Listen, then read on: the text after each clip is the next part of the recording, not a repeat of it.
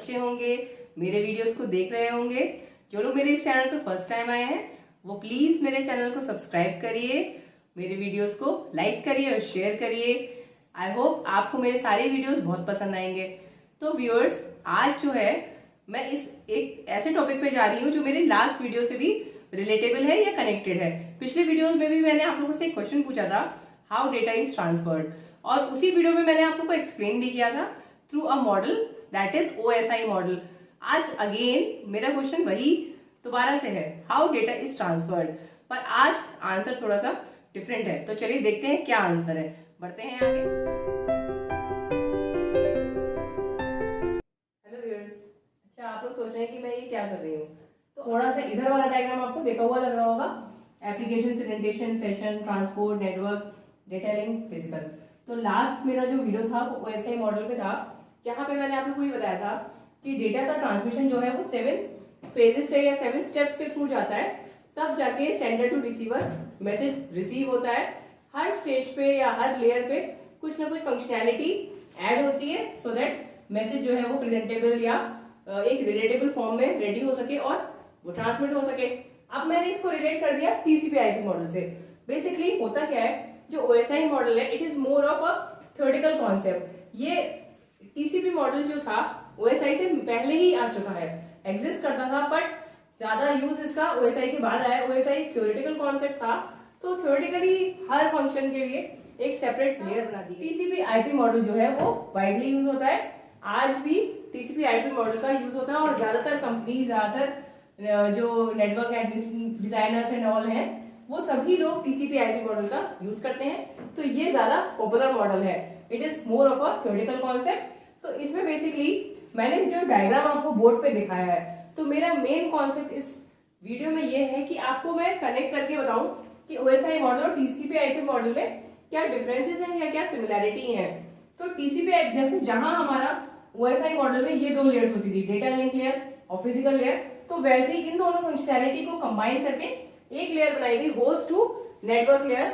अब इस पे दोनों का काम होगा, डेटा लिंक का भी और फिजिकल लेयर का भी। तो इस पर्टिकुलर लेयर पे दोनों लेयर्स कंबाइंड है। इस पर्टिकुलर लेयर पे ज्यादातर कोई स्पेसिफिक प्रोटोकॉल्स नहीं है, नेटवर्क के ओवरऑल प्रोटोकॉल्स का यूज होता है, नेटवर्क ट्रांसमिशन का कॉन्सेप्ट लगता है, और ट्रांसमिशन मीडियाज की बात होती है कि कौन कौन सी मीडिया है। नेटवर्क लेयर हमारी सेम है, जैसे यहाँ पे थी वैसे यहाँ पे भी हमारी नेटवर्क लेयर होती है, इसको हम नेटवर्क लेयर ही बोलते हैं। तो ये नेटवर्क लेयर जो हमारी है, वैसे तो ये मेनली इंटरनेट वर्किंग के लिए यूज होती है। ये तीनों लेयर जो है हमारी इंटरनेट वर्क्स या इंटरनेट वर्किंग के लिए यूज होती हैं, ठीक है। तो नेटवर्क लेयर पे हमारे कुछ प्रोटोकॉल्स हैं, जैसे कि ICMP, internet control message protocol, and internet group message protocol, reverse address resolution protocol and address resolution protocol. ये सारे जो प्रोटोकॉल्स हैं ये बहुत ही रिलायबल, एफिशिएंट प्रोटोकॉल्स होते हैं to connect the sender and the receiver. Message एक जगह से दूसरी जगह एफिशिएंटली ट्रांसमिट हो जाए, तो उसके लिए ये प्रोटोकॉल्स हैं। इनके मेरे वीडियोस आगे आएंगे जिसमें मैं एक एक करके प्रोटोकॉल एक्सप्लेन करूंगी, तो उसमें आपको और ज्यादा क्लियर हो जाएगा। आगे चलते हैं, तो ये हमारी है ट्रांसपोर्ट लेयर। तो जैसे पहले ट्रांसपोर्ट लेयर थी वैसे अभी भी है transport layer. Again it is the heart of the network. ये यूजर को नेटवर्क से कनेक्ट करती है, तो एक तरीके से ब्रिज का काम भी करती है। अब ट्रांसपोर्ट लेयर पे HTTP protocol, UDP, user datagram protocol and transmission control protocol. यहाँ पे इसका नाम है application,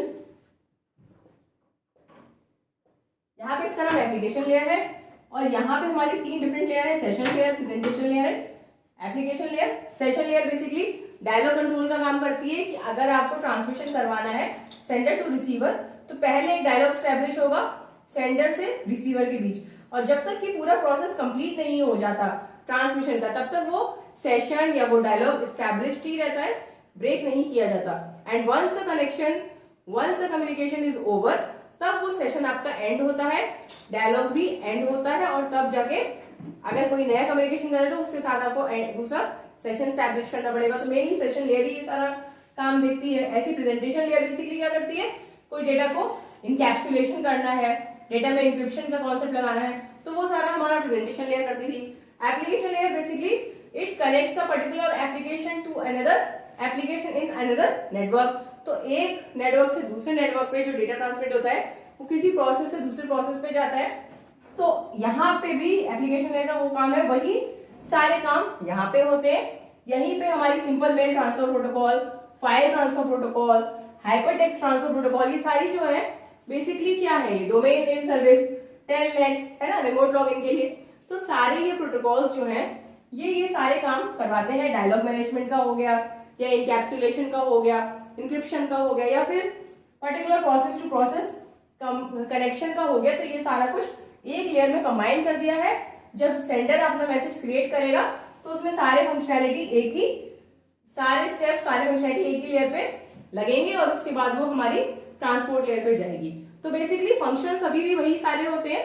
TCP layer performs all the functions like the OSI model. तो ओएसआई मॉडल की सारे फंक्शनैलिटीज सारे के सारे टीसीपी आईपी मॉडल में कवर होते हैं, बट टीसीपी मॉडल ने कंबाइन कर दिया फंक्शनैलिटीज को और नंबर ऑफ लेयर्स कम कर दिए हैं। कहीं पे इन लेयर्स को 5 लेयर्स कहा जाता है, कहीं पे ये 4 लेयर मॉडल कहते हैं, तो दोनों ही ठीक है। कहीं कहीं पे इन दोनों को भी सेपरेट कर दिया है, तो डेटा लिंक लेयर और फिजिकल लेयर अलग होती है। और हमने आपको 4 लेयर मॉडल दिखाया है, बोथ आर द सेम। तो मेन फोकस हमारा इस पर्टिकुलर वीडियो में ये है कि transport layer transmission control protocol TCP model क्या है। तो टीसीपी मॉडल को एज मैंने रिलेट करा है यहाँ पे कि अगर हम ओएसआई से रिलेट करें तो उसमें नंबर ऑफ लेयर्स हमारी रिड्यूस हो गई, और अगर हमारा रियल इम्प्लीमेंटेशन या प्रैक्टिकल इम्प्लीमेंटेशन की जहां बात होगी वहां पे टीसीपी का यूज होता है। हर लेयर पे बहुत सारे प्रोटोकॉल्स हैं, वो हमारे यूज होते हैं to perform a particular functionality. OSI model में एप्लीकेशन प्रेजेंटेशन सेशन पे डेटा सेंड होता था, तो ऐसे ही यहाँ पे भी होता है कि ये वाली लेयर में हमारा डेटा की बात होती है, डेटा को प्रेजेंटेबल बनाया जाता है। फिर जैसे ट्रांसपोर्ट लेयर पे वहां पे segments, data was broken into different segments. Similarly transport layer TCP model में भी ट्रांसपोर्ट लेयर पे सेगमेंट्स का यूज होता है। नेटवर्क लेयर पे similarly like the OSI model again packets का यूज होता है, और डेटा लिंक लेयर पे फ्रेम्स और फिजिकल लेयर पे बिट्स। मतलब जो डेटा का फॉर्मेशन है या डेटा का जो फॉर्म है, ठीक है, वो वही है जो कि ओएसआई मॉडल में था। जैसे वहां पे सेगमेंट्स है वैसे यहाँ पे भी सेगमेंट्स है। फंक्शनैलिटी मोर और less same, but various steps are combined and the number of layers are reduced. So this is a 5 layer model and various functionalities are combined into a single layer. तो अभी मैं आप लोगों को explain करेंगे कि transmission control protocol और user datagram protocol में डिफरेंस क्या है। क्योंकि जब कनेक्शन होता है या डेटा का ट्रांसमिशन होता है तो again and again we hear the same word, the connection is या ट्रांसमिशन इज कनेक्शन लेस और कनेक्शन ओरिएंटेड। तो ये दो बातें बहुत ज्यादा फोकस होती है, बहुत ज्यादा हम सुनते हैं कि कनेक्शन लेस है या कनेक्शन ओरिएंटेड है। तो ये क्या है कनेक्शन लेस, कनेक्शन ओरिएंटेड, ये बेसिकली इन दोनों प्रोटोकॉल्स में कवर होता है।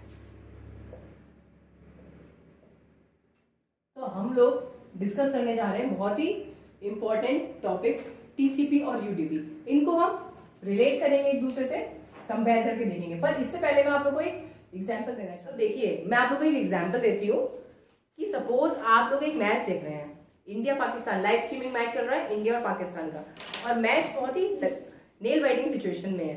ठीक है, लास्ट ओवर है, इंडिया बैटिंग कर रही है और लास्ट ओवर में 2 बॉल्स ऑलरेडी प्ले हो चुकी हैं, कोई रन नहीं पड़ा। अब खाली कितनी बॉलें बची हैं? 4 बॉल, और आपको आपकी टीम मतलब इंडिया को 6 रन की नीड है। 4 बॉलें हैं, 6 रन है, वैसे पढ़ भी सकते हैं, पर नेल बाइटिंग सिचुएशन है, इजंट इट। और अचानक से क्या हुआ, लाइट चली गई। अरे ये तो बहुत बुरा हुआ, अब क्या करेंगे, मैच तो खत्म हो जाएगा। अचानक से लाइट फिर आ गई, तो आप लोग क्या करेंगे? सपोज अगर आप लोग ऑनलाइन मैच देख रहे थे तो अब आप लोग अपने मैच को लाइव देखेंगे जो चल रहा है फिलहाल। जैसे कि 3rd बॉल प्ले हुई और एकदम से 2 बॉलें बची हैं, जब लाइट आई तो आप उन 2 बॉलों को ही देखेंगे या बैक जाके जो आपका छूट गया उसको देखेंगे? बताइए। मेरे ख्याल से सभी लोग जो 2 बॉलें बची हैं लाइव देखना पसंद करेंगे, इजंट इट। जो पीछे आपका छूट गया लाइट जाने पे वो कोई नहीं देखना चाहेगा। ऐसी मैं आपको एक दूसरा एग्जांपल देती हूँ। सपोज आप शॉपिंग कर रहे हैं, आपने कुछ बहुत ही, अभी दिवाली का ऑफर आया हुआ है, तो आप सब लोगों ने जो है अपने फेवरेट आइटम्स को कार्ट में डाल दिया। ठीक है, कार्ट में सेव कर लिया, सारा कार्ट आपका रेडी हो गया। अब आपको क्या करना है, पेमेंट करना है।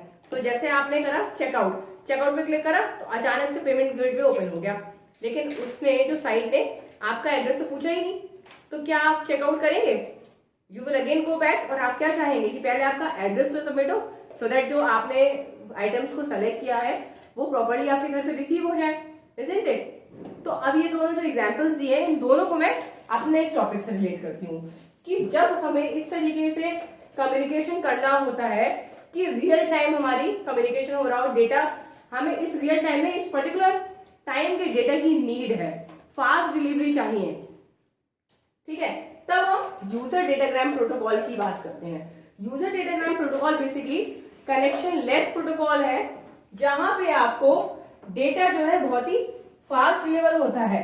डेटा की वैसे गारंटी नहीं होती, जो नेटवर्क के पैकेट्स होते हैं वो आपके डिफरेंट पैकेट्स डिफरेंट रूट पे ट्रैवल करते हैं, ठीक है, तो इसकी वजह से डेटा आपका कहीं पे भी जाता है। तो हम इसको पॉइंट बाय पॉइंट लेके चलेंगे। सबसे पहला पॉइंट, टीसीपी जो है हमारा कनेक्शन ओरिएंटेड होता है और यूडीपी जो है कनेक्शन लेस होता है। जैसे कि जब हम किसी को कॉल करते हैं तो पहले हम कनेक्शन स्टैब्लिश करते हैं, है ना, पहले हमें रिंगटोन सुनाई देती है, फिर हम नंबर डायल करते हैं, फिर हमारी कनेक्टिंग टोन सुनाई देती है और तब हम लोग बात करते हैं। अगर हम किसी को मैसेज करते हैं तो वो कनेक्शन लेस होता है, हम अपना मैसेज व्हाट्सएप कर देते हैं, जब वो रिसीवर चाहे तब उसको रीड कर सकता है। तो यहाँ जहां पे हम कनेक्शन स्टैब्लिश कर रहे हैं वो हमारा टीसीपी हो गया, और जहां पे हम ऐसे ही बिना कनेक्शन को स्टैब्लिश करें, कई बार तो हम लोग व्हाट्सएप ऐसे नंबर पे भी कर देते हैं जो उस पर्सन ने वो नंबर यूज करना ही बंद कर दिया होता है। तो हम लोग देखते हैं कि कभी हमारा वो मैसेज रीड ही नहीं हो रहा। क्यों नहीं हो रहा? क्योंकि अब वहां से कनेक्शन है ही नहीं, you are not able to make the connection, ठीक है। तो वो होता है हमारा यूजर डेटाग्राम प्रोटोकॉल।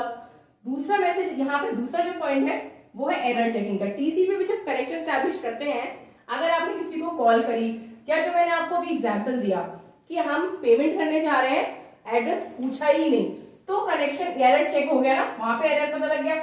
ऐसे आपको किसी को कॉल करनी है तो आपने किसी को कॉल करी तो रिंगटोन जो आपको सुनाई दी वो बिजी की सुनाई दी, तो आप लोग फिर क्या करेंगे? दोबारा नंबर डायल करेंगे, थोड़ी देर के बाद करेंगे। लेकिन यहाँ पे एरर चेक में हमें फाइंड आउट ही नहीं हो पाता कि हमने जिसको मैसेज भेजा है वो रिसीव कर पा रहा है कि नहीं। जैसा अभी आपको मैंने बताया कि वो जो हमारा रिसीवर जिसका हमने व्हाट्सएप नंबर पे मैसेज भेजा था, अब वो उसको यूज ही नहीं करता, तो हमें पता ही नहीं चल रहा है। काफी टाइम से हमने उसको मैसेज करते जा रहे हैं और उस पर्सन को मैसेज रिसीव ही नहीं हो रहे। ऐसे ही सीक्वेंस नंबर, जब टीसीपी में कनेक्शन स्टैब्लिश किया जाता है तो जितने भी पैकेट्स होते हैं, हर पैकेट पे अपना नंबर होता है, हर पैकेट के नंबर के साथ एक सीक्वेंस नंबर अटैच कर दिया जाता है, और रिसीविंग एंड पे सारे पैकेट्स लाइन अप हो जाते हैं सीक्वेंस नंबर से चेक करके। लेकिन यहाँ पे ऐसा कुछ नहीं होता, पैकेट्स आपके आउट ऑफ ऑर्डर कभी भी मिलता है, कोई 2 पैकेट मिल गया, 1 वाला मिल गया, किसी भी ऑर्डर में पैकेट रिसीव हो सकते हैं, क्योंकि ये ओपन एयर में wirelessly without any connection establish होते हैं। लेकिन यहाँ पे सीक्वेंस मेंटेन होती है। अगर आपने किसी को कॉल करा तो पहले हेलो इसको सुनाई देगा, आपकी बात बाद में सुनाई देगी। ऐसा तो नहीं हो सकता कि आपने उसको बोल दिया कोई भी बात और फिर अचानक से उसको सुनाई दे हेलो, ऐसा नहीं होगा ना। तो वही वाला बात है, वही चीज बता रही हूँ मैं आपको। फिर उसके बाद डिलीवरी की गारंटी, जब आप कनेक्शन ओरिएंटेड करते हैं तो आपको 100% श्योरिटी होती है कि your message is going at the right place. यहाँ पे कोई गारंटी नहीं है, क्योंकि मैसेज आपने ओपन एयर में ब्रॉडकास्ट किया है, it can reach to any receiver, then it is reliable. क्योंकि गारंटी है तो रिलायबल भी है, बट ये रिलायबल नहीं है, लेकिन ये फास्ट बहुत है। कनेक्शन लेस है, कनेक्शन स्टैब्लिश ही नहीं करना, सीधे मैसेज ट्रांसमिट करना शुरू कर दिया। यहाँ पहले हमें नंबर डायल करना पड़ता है, या फिर पहले हमने जैसे चेकआउट करा तो पहले हमें सारे स्टेप्स क्रिएट करने पड़े। पर इसमें हमारा मैच हम देख रहे थे, जैसी लाइट आई हमने तुरंत मैच को देखना शुरू कर दिया, तो ये बहुत ही फास्ट कम्युनिकेशन होता है। यहाँ पे हैवी एप्लीकेशंस जहाँ पे होती है उसमें हम इसको यूज करते हैं, और यूटीपी का ज्यादातर गेम्स वगैरह में यूज करते हैं। जैसे बच्चे वगैरह जो पबजी, फ्री फायर वगैरह खेलते हैं तो जनरली यूजर डेटाग्राम प्रोटोकॉल का यूज किया जाता है। फिर ये 1-to-1 कनेक्शन होता है। 1-to-1 जैसे हम शॉपिंग कर रहे थे तो हम एक क्लाइंट हो गए और हम जिस भी पर्टिकुलर साइट से कर रहे हैं वो दूसरा पर्सन हो गया, या वो हमारा होस्ट हो गया, तो हमारा डायरेक्ट उससे कनेक्शन चल रहा है। पर इसमें ब्रॉडकास्टिंग होती है, उसी गेम को एक साथ बहुत सारे स्टूडेंट्स या बहुत सारे बच्चे खेल रहे होंगे, या मैच आप जो देख रहे हैं आपके एंड पे भी चल रहा है और बहुत सारी जगह भी चल रहा है, तो मैच क्या हो रहा है? ब्रॉडकास्ट हो रहा है। तो यहाँ पे बेसिकली ब्रॉडकास्टिंग ऑफ मैसेजेस किया जाता है। ऐसे ये है 3-वे हैंडशेक, और यहाँ पे कोई हैंडशेक नहीं होता। हैंडशेक क्या है? अगर हम नॉर्मल रियल लाइफ में बात करें तो हैंडशेक का मतलब क्या होता है? हाथ मिलाना, है ना। अगर आपने किसी को हाथ आगे बढ़ाया और बोला हेलो, तो दूसरा पर्सन भी अगर आपसे बात करना चाहेगा तो वो अपना हाथ आगे बढ़ाएगा और आप लोग हैंडशेक करेंगे, उसके बाद कम्युनिकेशन स्टार्ट करेंगे। और ये हमारा रिसीवर है। तो सेंडर क्या करता है, एक रिक्वेस्ट पैकेट पहले रिसीवर के पास यहाँ पे भेज देता है रिक्वेस्ट, ठीक है।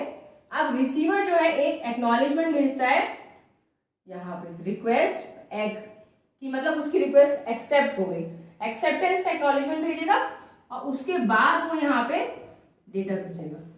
तो 1 2 और 3 तीन स्टेप में हुआ ना, इसलिए इसको 3 वे हैंडशेक कहते हैं। इससे हमारी रिलायबिलिटी बहुत ज्यादा बढ़ जाती है, डिलीवरी की गारंटी हो जाती है कि हमने सही रिसीवर से कनेक्ट कर लिया है, डेटा हमारा 1 to 1 ट्रांसमिट होता है, सीक्वेंस में ट्रांसमिट होता है, एरर के चांसेस भी बहुत कम हो जाते हैं। वैसे दोनों ही प्रोटोकॉल अपनी जगह अच्छे हैं। जहां पे हमें फास्ट डिलीवरी करनी है या गेम्स का यूज करना है या ब्रॉडकास्टिंग करनी है मैसेज की, तो वहां पे जनरली यूडीपी का ज्यादा यूज होता है। जहां पे हमें 1 to 1 कम्युनिकेशन करवाना है, ठीक है, रिलायबिलिटी भी चाहिए, गारंटी भी चाहिए, तब हमारा टीसीपी का यूज होता है। तो both the protocols are very good. I hope आप लोगों को समझ में आ गया होगा। अगर आपको कोई डाउट है तो प्लीज आप मुझे कमेंट बॉक्स में कमेंट करिए। चलिए तो चलते हैं, बाय बाय।